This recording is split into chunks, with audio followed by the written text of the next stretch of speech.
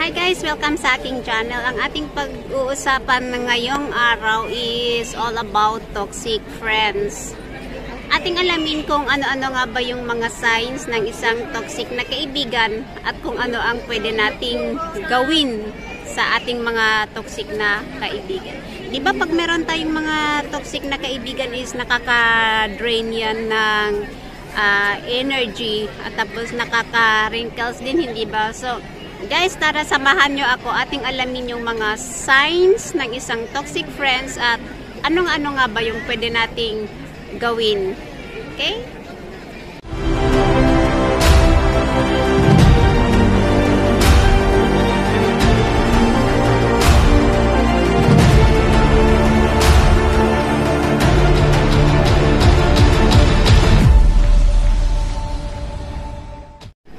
Yun nga guys, para sa akin, ang isang toxic na kaibigan is siya yung complain ng complain kahit maliit na bagay. Wala siyang ibang ginawa kundi mag-complain siya ng mag-complain siya sa'yo. Yung pag nag-uusap kayo is puro complain na lang yung naririnig mo sa kanya. Yun ay para lang sa akin. So ano nga ba yung pwede mong gawin dito sa isang kaibigan mo na puro complain ang alam sa buhay?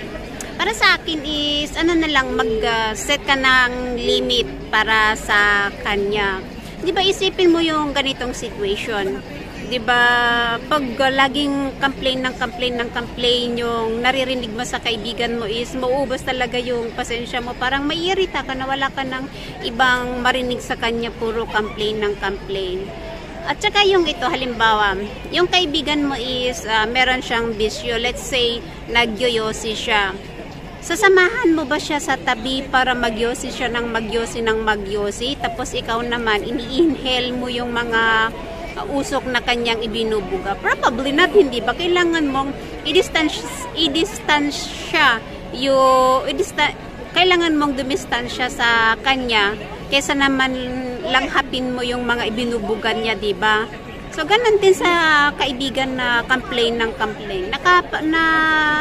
Paka-toxic yung ganyang ugali, diba? Yung puro ka na lang complain, wala kang ibang ginawa kundi puro complain ng complain sa buhay. So, ang may advice ko sa inyo is mag-set na lang kayo ng limit. At ang isa pang signs ng isang toxic na kaibigan is yung yung chismosa. Yung kunting bagay lang ikwento niya. So, halimbawa meron kayong kaibigan. Obserbahan mo siya. Obserbahan mo siya kung paano siya magkwento, paano niya ikwento yung mga ibang kaibigan niya or ultimo pamilya niya. Kasi kung paano niya ikwento yung kaibigan niya sa'yo, asahan mo na ganyan din yung gagawin niya sa'yo pag hindi ka nakaharap sa kanya. Pag nakatilikod ka or pag iba yung kasama niya, for sure, ganyan din yung gagawin niya sa kanya. So, ang gawin mo na lang is huwag mong i-share sa kanya yung mga sekreto mo. So, kasi asahan mo, pag i-share mo yung sekreto mo sa isang toxic na kaibigan, yung ganyan na chismosa, ay hindi na magiging sekreto yan. Malalaman na ng buong barangay yan. Or baka buong mundo pa yung sekreto mo. So, obserbahan mo na lang yung kung paano siya magkwento sa'yo pagkaharap mo. Kasi para talaga sa akin, ganyan talaga yung ginagawa ko. Pag meron akong bagong nakilala, kahit yung mga kaibigan, inoobserbahan ko sila kung paano sila magkwento sa akin. Kung paano sila magkwento, asahan ko na ganyan din ang gagawin nila sa akin kung hindi ko sila kaharap. O, hindi ba? So, pero itong mga sinasabi ko is para lang naman sa akin. So, kayo guys, baka meron kayong mga ibang alam kung ano yung signs ng isang toxic na kaibigan at ano ang pwede nating gawin sa mga toxic na kaibigan. Okay? Sa signs para sa akin ng isang toxic na kaibigan is yung KSP, yung bang kulang sa pansin, yung gusto niya is siya lagi yung pinapansin mo, siya yung binibigyan mo lagi ng atensyon. Lalo pag kayong dalawa lang, gusto niya na siya lagi yung pinapansin mo, siya, yung attention mo is nasa kanya. Pag hindi mo siya pinansin, kung hindi mo siya binigyan ng attention, parang magtatampo or magagalit. Sa akin is napaka-toxic yung ganyang pag-uugali. Hindi naman pwede na yung buong oras ko is sa'yo ako nakatuon, hindi ba? Kasi I have my own personal things din na pwede kong gawin.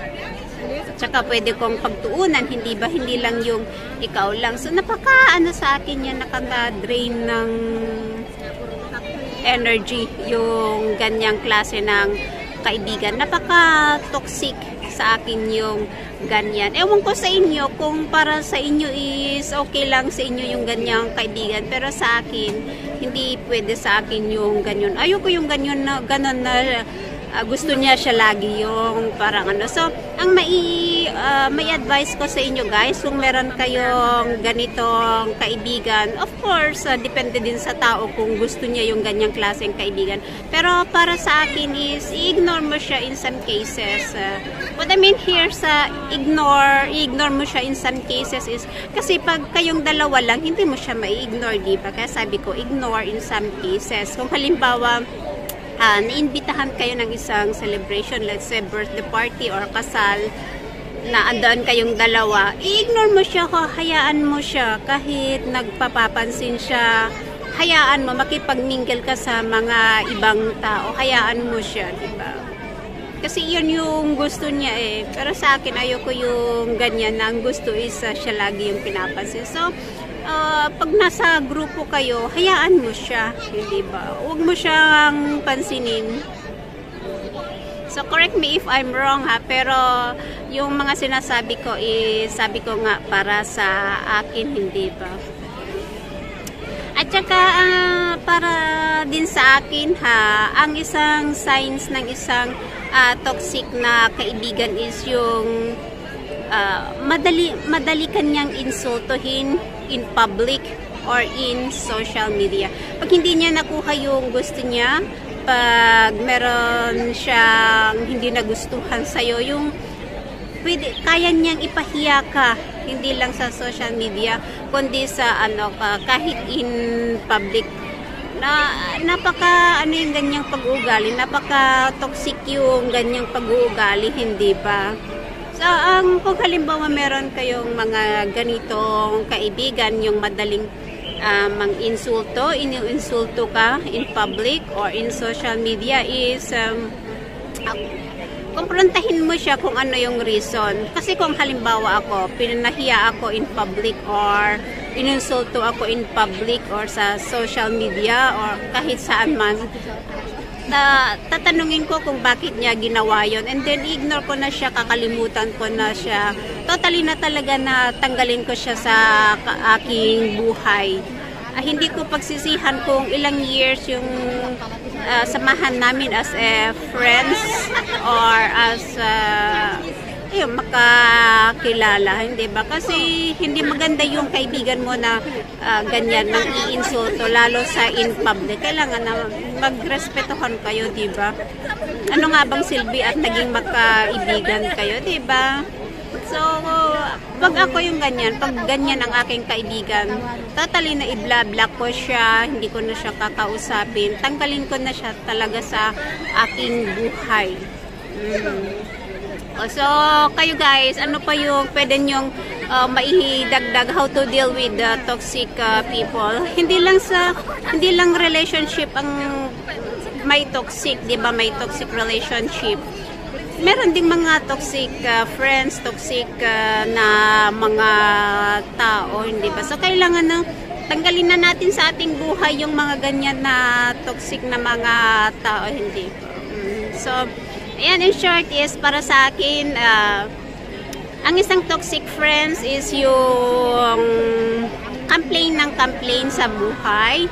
Pero makaiba rin yung halimbawa meron kang kaibigan, nagsasabi siya ng kanyang problema. Siyempre, kaibigan mo siya, damayan mo. So, kailangan na alamin natin yung pagkakaiba ng nagka-complain siya or yung nagsasabi siya sa kanyang mga nararamdaman. Kasi makaiba yun yung nagsasabi, yung parang bino-voice out niya sa'yo yung mga sama ng loob niya or ano, makaiba sa nagka-complain, hindi ba?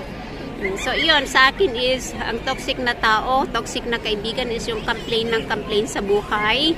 Yung chismosa, marites, walang ibang alam kundi imarites ka ng imarites, kunting bagay lang, imamarites ka. At isa pang signs is yung, KSP, kulang sa pansin, yung gusto niya, yung attention mo is nasa kanya lang, hindi ba?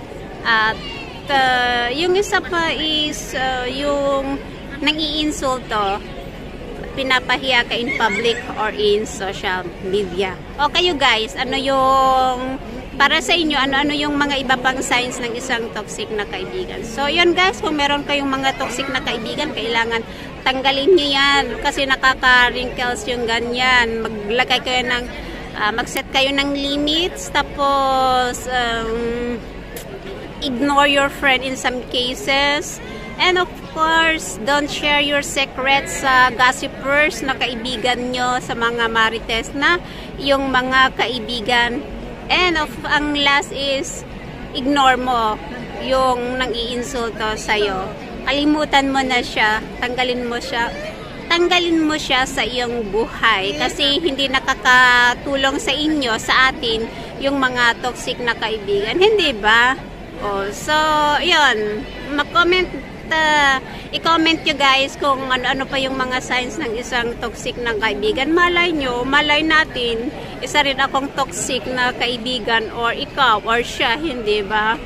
So, guys, ayan, thank you sa pakikinig. So, please comment down below din kung ano yung gusto nyong pag-usapan natin sa susunod na ating video.